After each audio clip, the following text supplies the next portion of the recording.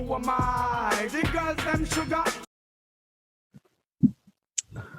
Who am I? The girls them sugar. What it do? What it do? Welcome to the Who Am I Pod, man. We back.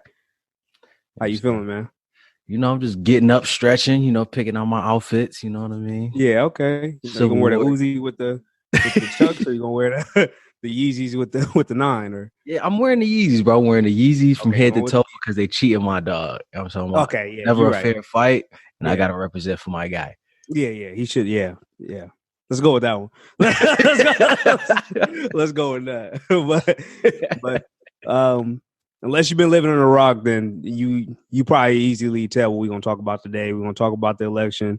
What's been happening? We got the word of a projected winner this morning. About 8:00 here. I imagine it'd be about 12 or 1 o'clock where King's at. So with his hometown too. It is look at you, man. Yeah, look, hometown, man. As they would say, Philly carry. You know what I'm talking about? Hold on, wait a minute. The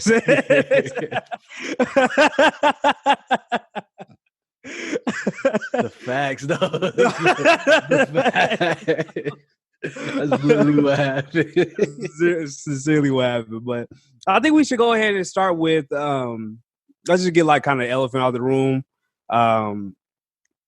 People think it's corrupt, right? People think it's fraud. We think it's a lot of things, some type of a lot of controversy around this the last couple of days going in. So for those that don't know, Trump was obviously winning pretty big the first night of the election, actual election day. Going into the night, a lot of the people that were still undecided, a lot of the states that were still undecided, said that they was going to work through the night because of the mail-in votes. So mail-in votes leaned heavily towards Joe Biden, and he started making a big comeback at that time. And it led all the way up until this morning where he's projected to win the election by a pretty large margin. I mean, he has the popular vote. He has the electoral colleges that he needs. He has rebuilt the Democratic, blue wall that they say that Hillary couldn't do. So nothing that seems out of the ordinary from a regular election as far as which states went which ways. It's just a lot of those battleground states that can flip or sometimes, change here and there. So what are your views on the whole election? Do you think there's some fraud going on? Like let's start with that. I tend to trust unless I see like specific evidence. I think the biggest downfall of the last election is just like this big mistrust in what institutions we have. So I'm taking I don't mean to like, what's it called, an armchair quarterback, but I'm taking a class about American government. And a big thing when it comes to like war, when it comes to like demeaning other countries or like infiltrating other countries, they make you lose faith in institutions.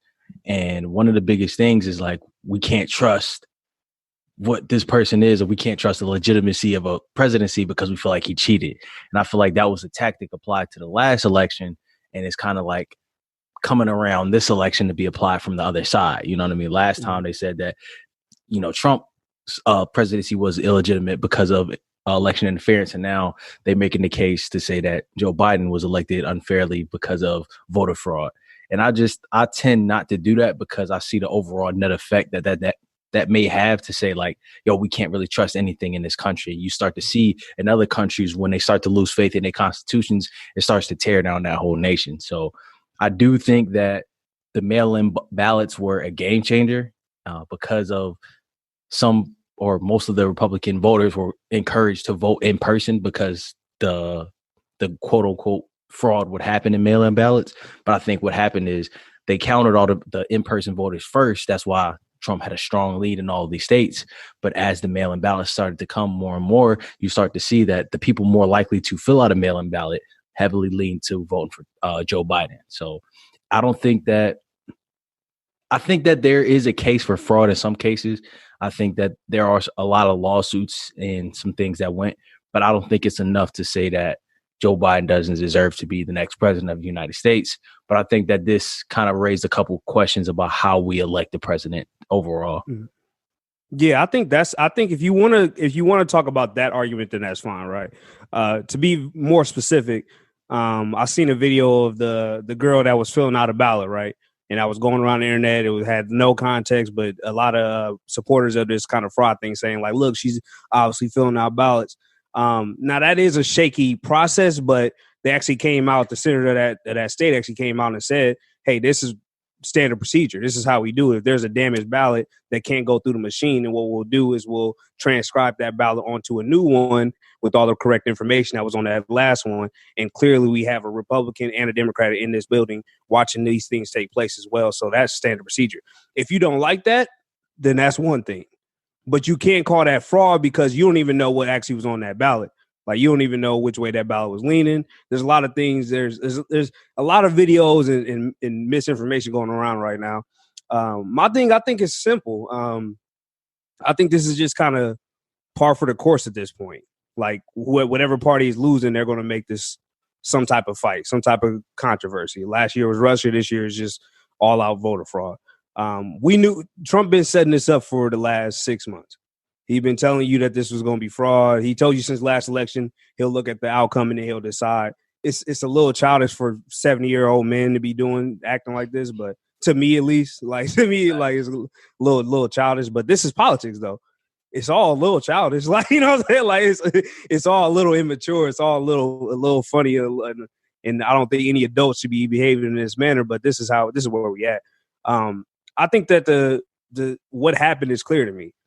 Just like you said, Donald Trump has spent his whole campaign this year basically bashing mail-in votes, and that to me backfired on him, because while he was doing that, Joe Biden and his party was saying, hey, mail-in vote if you can, if you need to. It's COVID. You know, if you want to stay home, do your thing. Like, go ahead and take a mail-in. Excuse me. And that worked for him.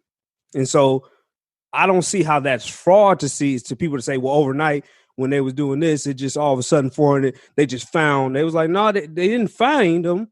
They were there the whole time. They just waited to count them. Like that. It's called counting. That's not finding a bunch of votes. They found them in the mail where they were supposed to be, and they started counting them. And you didn't like the outcome, so now you want to call it fraud. But I can't really blame him much, like I said, because the Democratic Party did this last year with the whole Russia thing. So right. I'm not saying that there's not something that's going on. I don't really know. But I'm saying I'm not convinced at all about what Donald Trump is saying. I think it's very dangerous for him to come out and say, like, hey, we basically won this election and now they're trying to steal it from us. Like, nah, that's not what happened. Bernie Sanders came out weeks before this and said he kind of called what was going to happen. And now that it actually happened, you can see it, the writing on the wall, really. It was pretty easy to call what would happen. Because you can even go break down until you can see when they're counting what type of ballots. So whether they're counting early ballots, whether they're counting mail-in ballots, whether they're counting ballots of the day of, they actually have a checklist, and you can go online while they were counting that stuff, and you could actually see which part they was counting. That's full transparency to me. Like, that's the strategy that Trump employed with down in the mail-in ballots. It kicked him in the ass, and that's kind of where we at. Yeah, I just think that it's kind of over for the whole, like, if you lose, like, let's just throw out the whole legitimacy of the whole race. I just don't think that it's any benefit to that. And that's just from both sides. Like, I didn't like it when it was done in 2016. And you can kind of say that side kind of spent the next 4 years trying to overturn the election. And I just don't want to see that for the next 4 years or however long the Biden presidency lasts. It's just, one side win, one side loses. A lot of the same issues that spawned or, came to the forefront during this election, they still exist. So whoever is in power, now we need to start holding people accountable. But to just say, oh, my side didn't win, throw the whole thing away. It's like, nah, bro. I ain't with that. That's just childish. Stop the game, bro. You see that Shannon Sharp? Yeah, I'm going. Shannon Sharp posted the Clippers and when they was up 3-1 against the Nuggets. Yeah, he said, by stop counting. It's like, stop the series. That shit is childish, bro. But I think here's the thing. Here's like my big takeaway about Donald Trump and why I think he lost, and if he does run in 2024, why I think he'll have a hard time. I think one that Donald Trump isn't a conservative. He's not really a Republican. You can see it now with how many Republicans are just not saying anything about this. While he got some people on this side, some of the Republicans on this side just kind of really riding for him. But majority of Republicans have said nothing, and if they have said something, is that he needs evidence. So they not really supporting him like you think they would, and I think that goes into the states as well. Two, I think that Donald Trump is loved by his supporters. I think his supporters really think highly of Donald Trump and really want him to be, and they really are here riding for him. Whatever he says, they on call, they wait. But there's another side of America that absolutely despises Donald Trump. And those people really lie in those big cities, the Miamis, the Phoenixes, the Atlantas, the whatever you can think of. Obviously, all the cities in California, but all these cities that are huge, he's not doing very well in. You can go and break it down by county. You can see in these big cities, he's not doing so well. In the rural areas of America, he's doing great. But in these big cities where all the population is, or these states, he's losing by a large margin. I think Arizona, you can take an example of him dissing McConnell. Am I saying that right? Mitch McConnell. Yep. Yeah, Mitch McConnell. You can check in and see him dissing. That might be one of the worst mistakes he made. No Democratic candidate has won Arizona for decades. It's been red state for pretty much since we've been alive. Mm-hmm. So for him to be, you got to look at that to say that's a wild look for you to be able to not hold down that city. And then coming off the heels of you dissing one of their biggest senators, like you can't really be walking around disrespecting different groups of people all the time, because what you do is you put people in a place, and even me included, where you say, do actions really speak louder than words? I understand that you may be doing a good job. Well, like I know Corona kind of skewed the numbers. It's hard to really tell, but I understand that. But I can't be sitting here getting disrespected by you over and over again. You disrespecting my people over and over again. You can't go around doing that, because what you do is you add that up, and you being an asshole to every different type of minority you can think of, as well as some other, like just other side of the political spectrum. So when you go and add that up, when it comes to now, you got people like us, as far as like my age group, coming out saying like, I don't give a fuck who winning as long as it ain't Trump. I'm going to vote. They don't give a fuck about politics. They might not know anything about politics. They just know that everybody is going to vote, and they're going to vote against Trump. And I think that's what really hurt him. All these big cities that people that just said, I'm not about to be disrespected by this man over and over again. I'm going to go vote. And can't be hated and loved and try to win. Yeah, and I think that's the ultimate thing. I think so many more people voted this time than as opposed to last time. It was like, bro, I don't care about either one of them. I'm just going to stay home. A lot of people just didn't have that choice, or felt like they didn't have that choice this time. And just like, if I'm, at least I don't want this. You know what I mean? I might not be happy with either candidate, but I at least don't want this person. But on the same note, I think that Trump got a lot of support from a lot of different communities. And I think just the notion of like every Trump supporter is a racist, every Trump supporter is a bigot, every Trump supporter supports like xenophobia, bigotry and all that. I think that narrative kind of needs to die, because when we talk about going forward, you know what I mean? It's not always just being married to one party or another. There should be hopefully a return to normalcy to where you can have some civil discourse between two different sides. And I think just showing up in different communities, such as the Latin community, such as the Black community, a lot of people voted for Trump that would have been, quote unquote, been discriminated against. And it's like, it's bigger than just the person. It's more about the policies. So I think that as we go forward, as we get into more local elections, as the every 2 year span comes up, we need to start really thinking about things critically. It's okay, yeah, he's gone, but that ideology still remains. And it's not just he's a racist because he's a Republican. No, a conservative set of values still rings true in a lot of this country. So let's just not alienate that voice because they spoke out. It wasn't as much as the Biden voice, but they still exist. And let's not just cast them to the side and say that they're racist and they're bigots, because it represents a broader demographic than we originally thought. I like that. Let me switch to this and see what you make of it. I had some notes. I actually exited out my notes. I just realized, so I ain't got me more. I had a list. We're doing it live. Yeah, I know we're going to do it live. so we go rock. But one of the big things I wanted to talk about was the big takeaway is, which may be a good thing. I think this is, me and you talked about this offline. I think this is somewhat what we wanted, maybe not in this type of scenario. But the Democrats, they did actually lose a lot though. Like, especially in the southern states, as far as the senators, the governors, the House, whatever you can think of. I mean, they was taking L's left and right. They did remain majority in the House. They did. I think right now they gained a Senate seat, but I don't think that's over yet.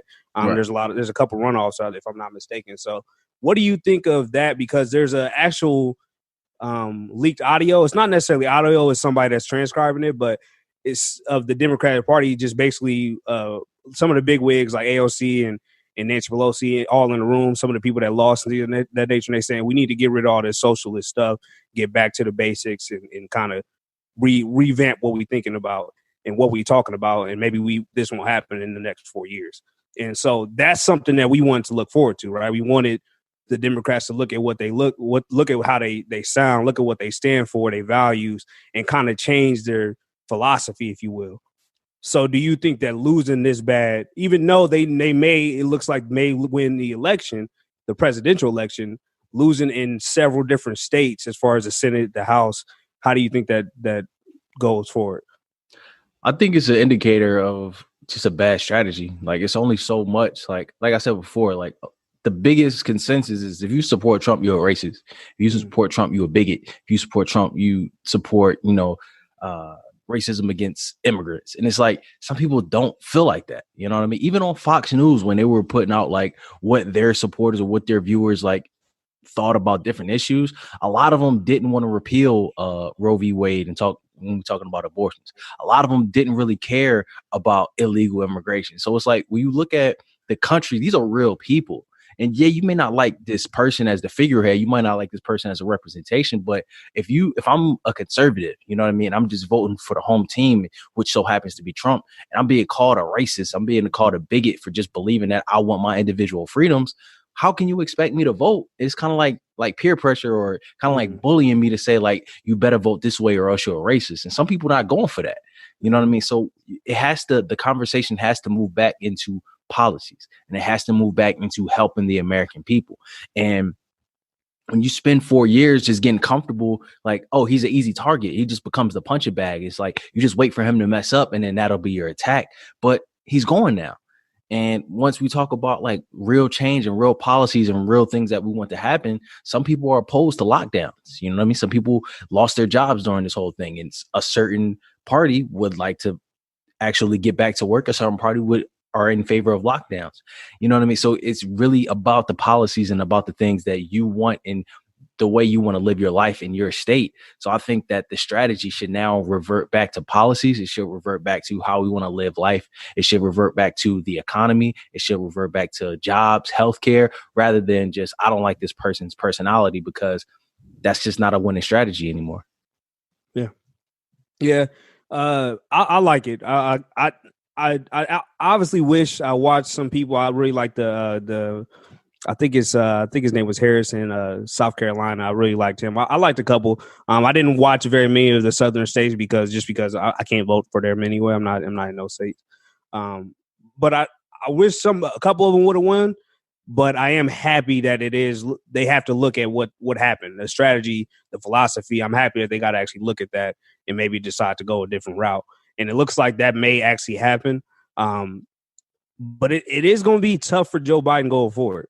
It's not going to be easy with the pretty much Republican Congress. That's pretty much what Obama had to work with as well, his 8 years. So it's not going to be easy to get things that he wants passed. But maybe that's a good thing. We don't know. I'm going into this presidency, this next 4 years, like I did the last 4 years. Optimistic. You got to give people a shot, see what they can do, see what they administration. I know we all talk a lot about Joe Biden and his mental health and things of that nature. It's a team of people that's the president. It's an administration that's the president. It's not Joe Biden and Kamala Harris making all these decisions. It's a team of people. So I'm going to give that team a shot, just like I gave Donald Trump and them a shot. So I hope it turns out well, obviously for the greater good. I know there was a lot of talk about this last where I like, I hope he fails. I hope we go into the presidency. It's like nobody benefits from that. Nobody benefits from the president doing a bad job. So I hope he does a great job. I assume that he should. He's been in politics for fucking forever. So, I mean, use that. Hopefully, this is actually going to be really good because we'll get to see if that experience is really what it should be baked out to be. Because to me, I think that the age should start getting younger. That's how I feel. I think like the age. I think it's 45. You have to be right. I think 35, right? 35. Oof. Yeah, shit. 35. Yeah, because Kanye ain't 40. Well, Kanye might be 45. No, Kanye in his 40s, but I don't think he's 40. He might be. Yeah, but no, that's no here. We'll get back to y'all. With back to you. but yeah, I just think that the age should kind of get younger. I mean, we got 70-year-olds kind of running the country right now, and that's through the Senate, through the House. Just kind of old ways of thinking and old people. And I think that if you get a little bit younger in your politics, it might benefit the country a little bit more. But that was one of the big takeaways for me. The Democrats kind of just overall just kind of taking the L, even with the election being won, the presidential election. But overall, just taking the L and maybe having to look at what they got going next. You got you got another takeaway? My biggest thing, well, first it is 35. You gotta be 35. Okay, 35. Wow. At least. You down about 10 years? Shit, you know what I'm talking about? Anything's possible. Anything's possible. The Who Am I party? I'm gonna run the birthday party like my dog. The birthday party. I'll be your vice president. I'll be out there riding too. What you say about him? Anybody say something about King? I'll fucking beat him. And that's on period. My biggest thing is I keep having it and I'll lose. My biggest thing is we got to hold people accountable. You know what I mean? Love them or hate them, but Donald Trump in his first 4 years, he got a lot of stuff done. You know what I mean? And he had a lot going against him. You know, he's fighting impeachments, he was fighting scandal after scandal, but he was able to appease his base. And I think that now a lot of promises were made in the election of Joe Biden. A lot of things were promised. A lot of things, we're going to do this, we're going to do that, we're going to do it. Well, we've now seen somebody with no experience at all got in the office and started making noise immediately. So I think that we need to start holding people accountable. And I think as politically active as we were to get to this point, we have to remain politically active to hold people accountable and make sure these things get accomplished and that they're not just empty promises and we're being sold a dream for another 4 years. Yeah, as far as follow through goes with our community, we don't do a good job of it. We really don't. No matter what it be, whether it be with the protests and trying to turn the protests into policies, whether it be the elections and going out and actually voting, and then turning around and actually making sure we hold the president accountable. That's the next step, right? Can we do that? I think personally, I feel like we have a good shot about that. I think this is going to be one of the times where everybody is involved and everybody's paying attention. And then one of the reasons is because it's kind of new, right? The last 4 years, it kind of happened where it seemed like politics was everywhere. Like you had to talk about politics for the last 4 years. You had to at least have some knowledge about what's going on. I don't really actually recall that being a thing in the 8 years of Obama, but again, I was young, so I wasn't really paying attention. Mm-hmm. I'd rather it go back to me not having to care so much. I really wish I didn't have to be so concerned about it. Where it feels like I have to have a conversation about it every day. I'm really hoping that goes kind of away and I could just enjoy life. But because it's actually it's a stressful game. It's a stressful game to be playing. But I think we should. I think this is going to be a year where we can actually follow through and make sure we get those policies that we were promised. Get some help that we were promised. Interesting enough, like what is happening with the Platinum Plan, because there was some good things in there. Does Joe Biden is his plan is to take some of those things and make it happen, or like what's the next step with that? Because I know he had his own plan, but I know he was really waiting for after the election to actually start talking about that, put that in place. I think that's the first thing we should attack him on, is not attack him, I shouldn't say, but go at him for, is what is your plan for Black America? Like, what is your plan for the minorities in this country? Because Donald Trump had one, right? So if he would have won, we would have been at him at his neck. We need to see yours and make sure that you standing by. So, yeah, he did have a plan for Black America. He said he would advance the economic mobility of African Americans and close the racial wealth gap, make far-reaching investments in ending health disparities by race, strengthens America's commitment to justice. So he has made these promises. He has said that I'm going to do these things, but now it's what does that look like? In reality, like what does expanding or closing the racial wealth and income gap, what does that really look like? That sounds nice, but how are you going to do that? You know what I mean? What is it that coming in in the effect of programs? Is that in the effect of grants? Is that in the effect of more jobs in certain communities? What specifically does that look like? And that's why I think that people like Ice Cube that have a specific plan for Black America, I think those people, and again, that wasn't just Ice Cube. He grabbed a lot of people to get that information to get these specific plans. But that's what we need to go from ideas to policies. Like, yo, this sounds good. Okay, end police brutality. Okay, what does that look like? More justice for Black men. Okay, what does that look like as far as policies? How is that going to affect it? And do you even have the power to do that? Is that in the power of the presidency, or is that in the power of your mayors or your judges or in the state senators? Whose job is that? Because we need to move from these empty promises and we need to see real actions. So I think that you made these promises, you made these claims. Now I'm going to pull your card to see how we actually going to get that done. And I think that on a campaign that was run on this, yo, I'm gonna need some action, because we've seen previous administration, they promise some things and you might not agree with that base that they serve, but they got stuff done. You know what I mean? With a lot of hurdles that they had to jump, they got stuff done. So I expect the same thing from my community. Yeah, Joe Biden could really crumble the Democrats if he doesn't fall through. Not necessarily. I know it's not just Joe Biden, the decision. I know he has a Republican Senate. So it is going to be a little bit more difficult, but he can really do some damage to the Democratic Party if he doesn't fall through on those promises for the Black community. It's not going to be good. It's not a good look. You may turn, because for one, there's no chance of winning, right? There'll be no chance of winning if he don't follow through with what he said for the Black community. There's no chance of winning in 2024 and getting it a second time. That's one. Two, you might lose trust of the Black community for years to come, for elections to come, if you don't follow through here. I know we always talk about how, this is one of the most important elections. Right now is really important for you. We did our part. We've done it before. We've done our part. We got you in there. You have got to follow through and pay that back. Like you got to. If you don't, bro, it's not gonna be good. Right. We up, bro. We up. We're ready to follow through and see what's going on. We following. We watching. We making sure that we woke now. So it's not just a bunch of 25-year-olds just going in there and voting. We actually voting, and then we looking at the governor, we looking at the Senate, we looking at other things on that ballot too. We're not just going in there to vote for you. So we going in and watching what the politics be doing and how they gonna help us. And if you're not gonna follow through, bro, we will be there to know.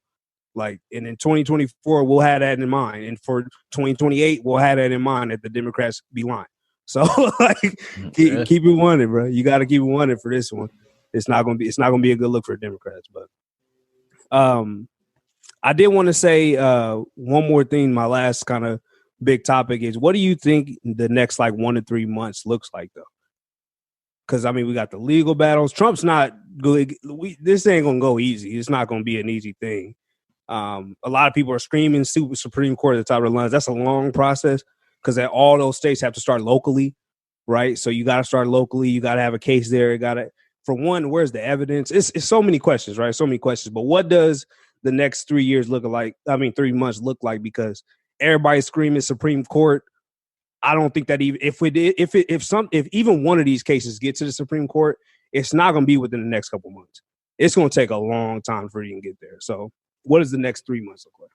I think there will be something. There will be a Supreme Court challenge, just because I think that was the whole thing of him making sure that he got a new court in with Justice Amy Coney Barrett, like, to have somebody like, hey, look, I appointed you. You know what I'm saying, but I think that they just voted not too long ago to look at the legitimacy of the mail-in ballots to kind of preempt on some of these things. So I really don't think that there is a strong case for it. I think that it'll be a lot of hurry up and get out, bro. I think it's going to be a lot of that. I think that the media is going to be pushing why he should just lead office. I think that a lot more information on why he needs to vacate that office or concede from the election will be made available. And I think that it's going to be a rough couple months, but I think eventually it'll go out, because I think the overall consensus is we ready to move on. I don't think that American society will accept this much of a landslide or this much of a victory and Trump still remain president. I don't think that society will accept that. So I don't think it's a battle worth fighting. Yeah. I do think that the next couple months will tell me how people really feel about politics. Was it just I hate this person and I feel this way, or is it I stand for these values and I feel this way? Because I'm starting to see a lot of the same tricks, a lot of the same tactics that were used against people 4 years ago. People are now using that 4 years later, and now it's like it was wrong when somebody else did it, but now it's right when I do it because my team won. So I'm just sitting back playing the cool. I'm not saying anything because politics can flow either way, but I think that this is just showing me a lot of people's stances on policies and about politics, about if you really feel this way or if you just didn't like this person, because it's a lot of double standards not being evenly drawn across the board. Mm-hmm. I like that. One thing that if I had a big worry, it'd be I'm hoping a lot of violence don't streak. Like I know it ain't gonna be a civil war or anything crazy like that. But Trump is very powerful in his words. I mean, you think that he said, "Hey, we're trying to get all the votes stopped." He said that at Tuesday night. By Wednesday morning, there were people at all of these different places screaming, "Stop the vote!" Like he got good to be, yeah, good to be, yeah, like good to be, screaming outside the spot, like, "Yo, stop the vote!" Dog. It's crazy how I'm gonna use this as an example because I was talking to somebody about like the fraud and things of that nation. This was Wednesday after Trump had basically said he had won and they trying to steal the election. I talked to a guy. He's about 50 years old, right? I'm not gonna say where I talked to him at, but talked to him and I asked him, why does he think that there's fraud? Like, what evidence can you bring me to take me, to make me believe your side? And he was like, well, Trump said so. This is a 50-year-old man that's not thinking for himself. You know what I'm saying? Like just because Trump said it happened, he believed that it would be true. So Trump said he won. We got people out here in America believing that that's true. So if Trump go out kicking and screaming, his followers gonna ride with him. You remember that video on the YouTube? Like, if my homie should, I gotta die. Homie gonna die with me. The funny part about that is the Trump supporters ride with him though. So it can get bad. I want to be clear. I'm not saying conservatives. I don't think that all Trump supporters are conservatives. Like, I think that those two things are two different people. Because I know what a conservative is. I know what it looks like. It don't really scream Trump to me. And that's why I'm saying those Trump supporters, they go a little bit harder than I think what we kind of account for. I know people are saying like, well, liberals are the ones that do crazy shit and riot and do stupid shit. I'm not calling that there be riots or anything like that. I'm just saying not only liberals do stupid shit. Not only liberals are violent. Not only liberals cuss and yell and scream and go outside of polls and try to intimidate. Like, that's not only liberals. Like, that's an American thing, if you really want to call it. Like, stop the cap. Like, that's like riots and shit like that is in our history and it goes back a long time. I don't think you can go a decade without looking at some type of movement that didn't have some type of riot or violence that was like, now you look back and like, that shit just sounded stupid. Like, so don't just now this year in 2020, it's like, it's a whole liberal thing that liberals only want to do stupid shit. I just hate that movement. I hate that idea. That's a stupid way of classifying it. Americans do be doing stupid shit. Americans are violent. Like, that's just if we really want to call it, you got to call it on both sides. So that's something that I'm a little bit worried about. But I don't think it'll get out of hand. I just think that for a little, a week or two, it might get a little crazy. But overall, I don't think Trump is going to be at the inauguration. Like, I just don't think, I can't see him being there. Like that, like I don't see that happening.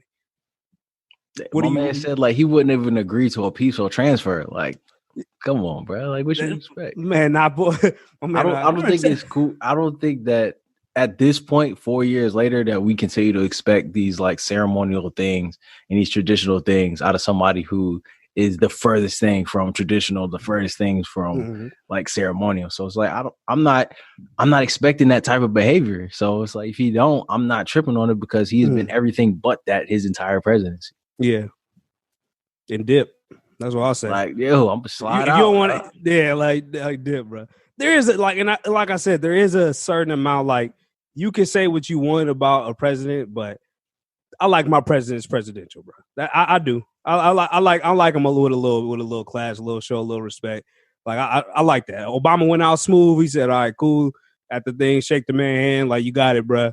Like, I'm out and we good. So you can't put that on him until it happened. You know what I mean? Like, you can't not give him the opportunity to show that out. And it ain't gonna. I mean, like, if he don't do it, what I'm gonna do? I'm gonna come over here and be like, what an asshole now.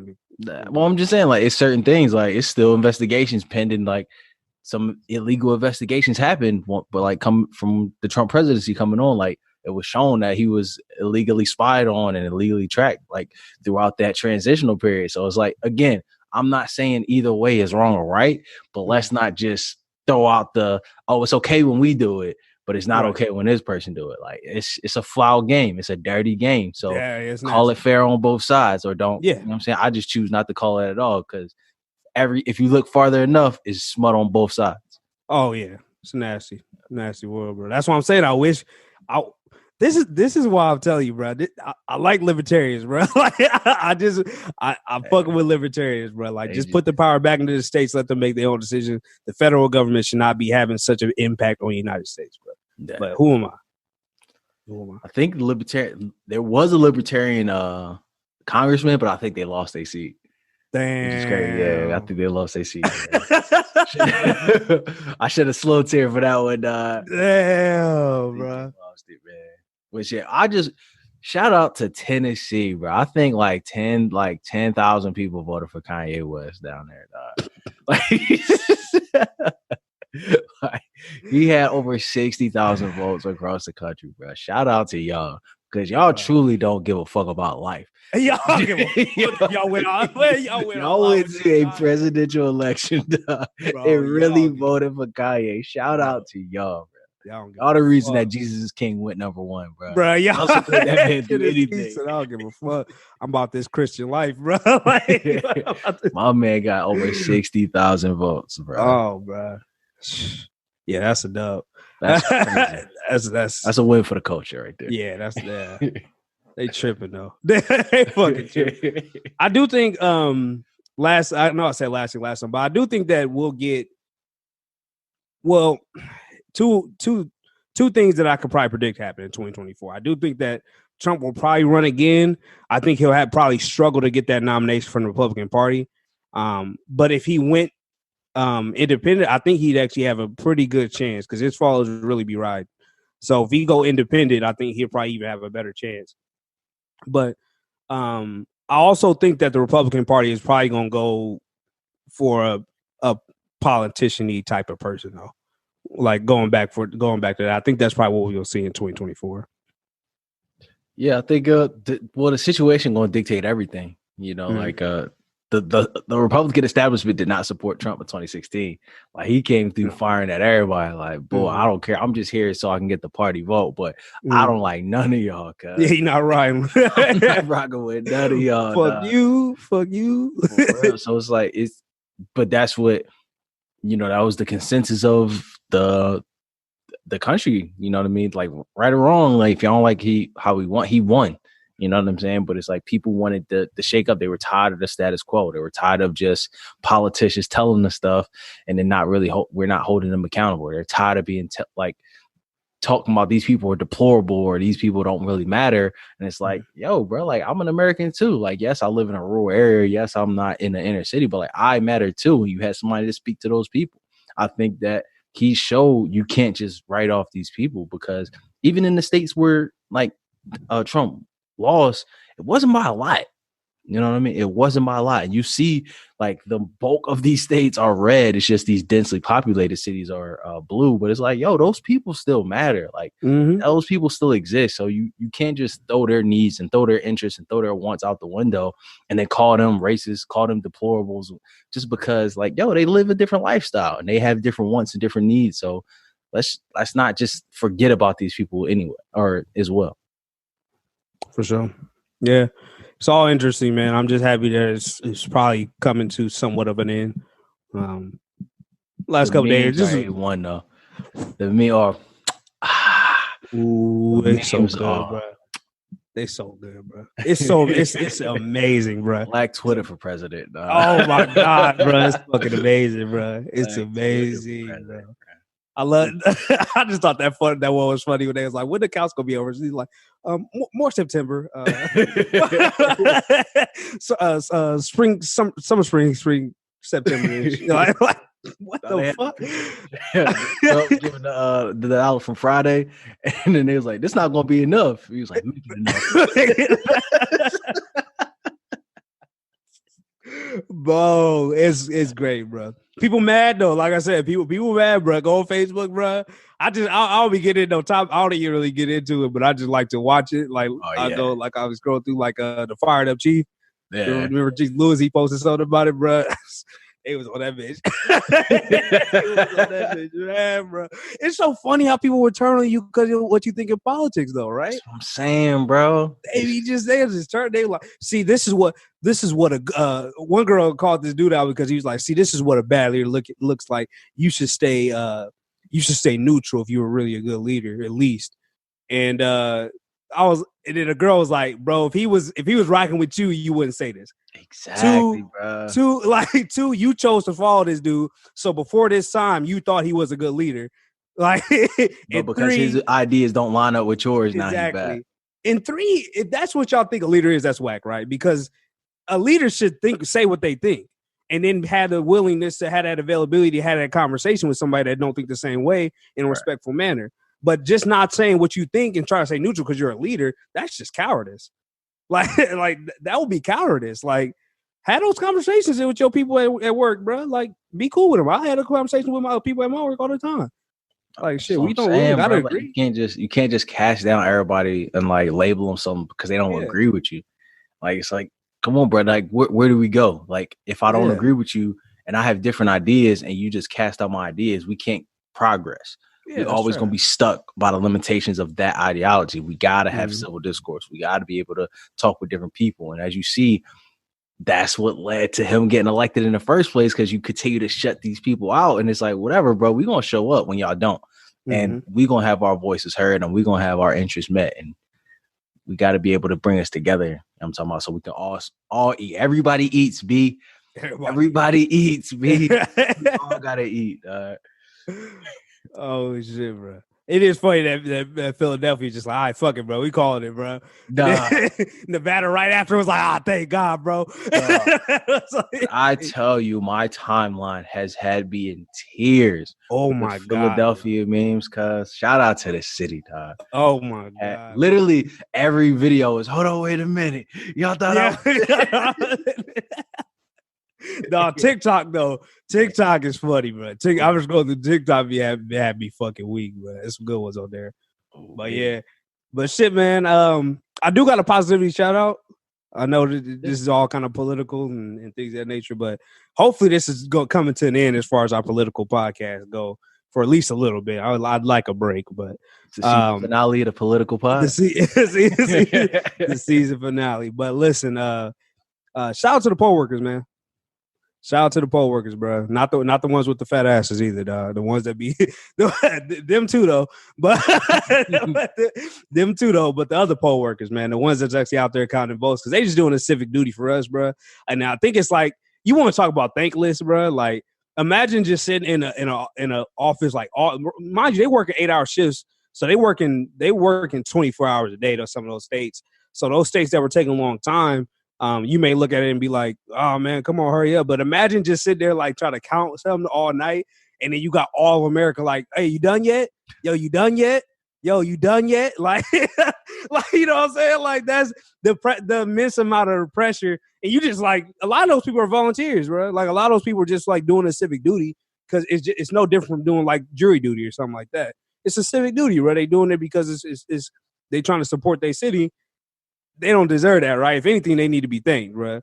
Like, they shouldn't have to work 8 hours straight counting y'all ballots. They don't have to do that, bro. So don't disrespect them. Don't talk shit about them. I know the jokes are all fun and games for a minute, but do take the time to actually go out and say thank you to some poll workers. If you know somebody actually working the polls, like, shout out to them, man. Y'all doing a great job out there. I know it was tough, bro. I know it wasn't easy, bro. And don't get me wrong, I was one of the people like, damn, you ain't know like, I call them shits up, man. Let me see, bro. We need to. You see the one you need to have the little baby, bro. 200 a show, occasion. Little baby out there. All right, but no, but real talk though. Shout out to the poll workers, man. They were doing a good job out there, man. I do take the time for real and say thank you if you know somebody that's out there working polls. Yeah, shout out to them, man. Like I voted on Halloween, and we had poll workers out there just like coming through the crowd, just talking to us, like, hey, telling us like knock jokes or whatever, keeping us because I stood in line for 3 hours. Mm-hmm. So they was out there for all of that time and more, just trying to keep us engaged, keep us motivated. So shout out to them, man. My positivity shout out is kind of a throwback. This happened a while ago, but the meme just reemerged from somewhere on my timeline. So I've seen a lot of memes for saying like the oldest woman that worked for NASA that used her calculations to send people to the moon, she passed away. And I'm like, well, why are they not mentioning her name? So I looked up her name and I realized she passed away in February. But I guess because of COVID, it never really became a big story. But I just want to shout out to Katherine Johnson, who, you know, if you've seen the movie Hidden Figures, like there were a group of Black women that use mathematics to figure out how we can get that first man to the moon. And I think that it's so dope to see how, as we move into a new chapter in politics and new awareness and how we fit into this country, it is good to highlight some of the ways in a positive manner that we were kind of embedded in different moments in history. You can always look back and talk about systematic racism, systematic oppression. But if you look back, it's always a couple people that's really going and making things go forward. Like if you look at these voting cycles, you look at these cities, you look at how many people Black people were registered to bring home the vote or bring home the victory. If that's something that you consider a victory, we got to start highlighting these people that are really instrumental in making this country go forward. So I think Katherine Johnson,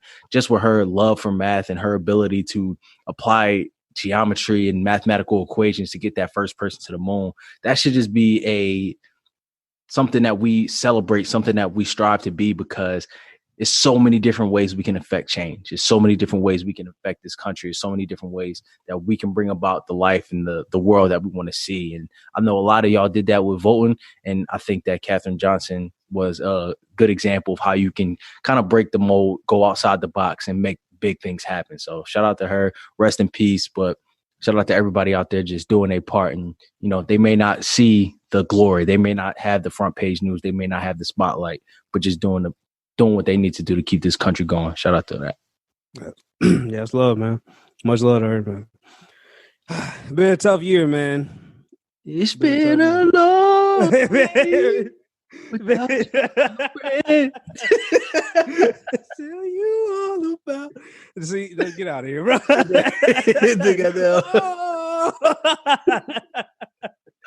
Bro, but we gonna finish this. We gonna hopefully finish out this year strong, bro. Hopefully finish out this year strong. Got us a trip coming up soon, so y'all gonna see me and King actually on a pod together in the same room. It's gonna be different, right? Coming up soon, but yeah, New Year's show gonna be good to actually recap 2020. So look forward to that coming soon. What a fucking time, bro! The season finale, you gotta be. I'm passing out. Oh, I'm going. Okay, I'm landing. So I'm saying, like, if you listen to this give y'all, cut the feed. cut the feed.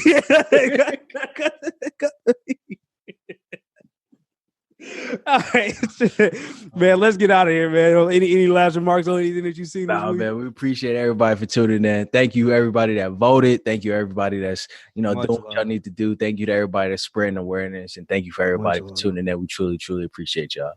Much love, man. Thank y'all for tuning in, man. It's On My Pod. Cut the beat. Cut the beat.